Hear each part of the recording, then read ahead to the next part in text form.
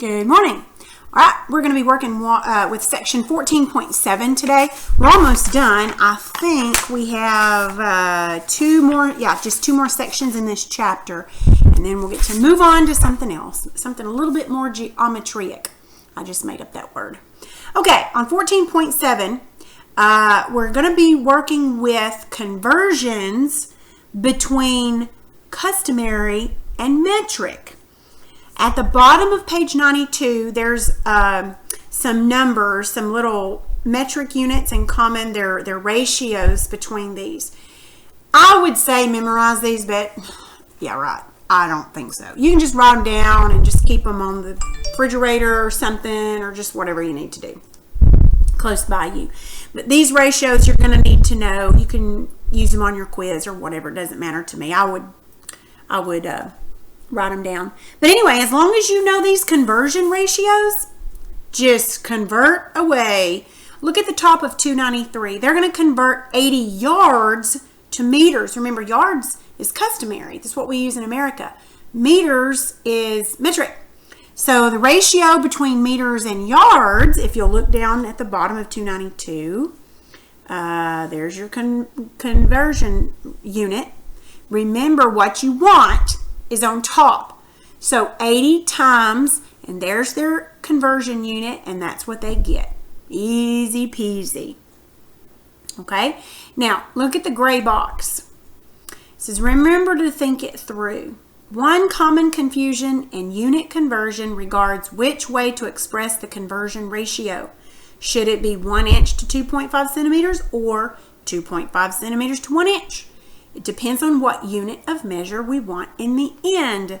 If we want to convert from 50 inches to centimeters, we would place the inches on the bottom of the ratio so they would cancel out. On the other hand, if we wanted to convert 127 centimeters into inches, we'd place centimeters on the bottom so they could cancel out. Remember, you can write the ratio either way because 1 inch and 2.4 centimeters represent the exact same quantity. So either way, you're still doing the same thing. So look where it said, look at the very bottom of that gray box. The 1 inch to 2.54 centimeters, it's the same thing as 2.5 centimeters over 2.5 centimeters, or the other way around underneath it. So that's why it doesn't matter if it's upside down or right side up or which way. It's just whatever it is you need, that's what goes on top.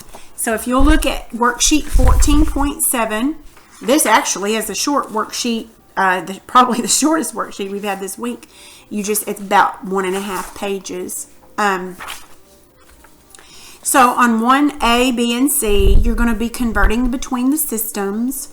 You'll want to use those conversion ratios there.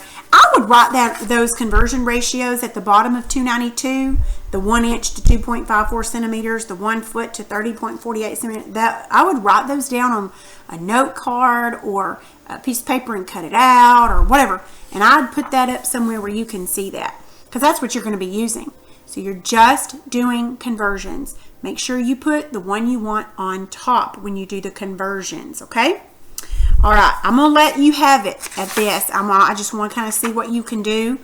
Again, I'm not going to grade this page. I think I'm just going to wait until you get to the chapter synopsis and the quiz before I do any grading, just to make sure you do understand.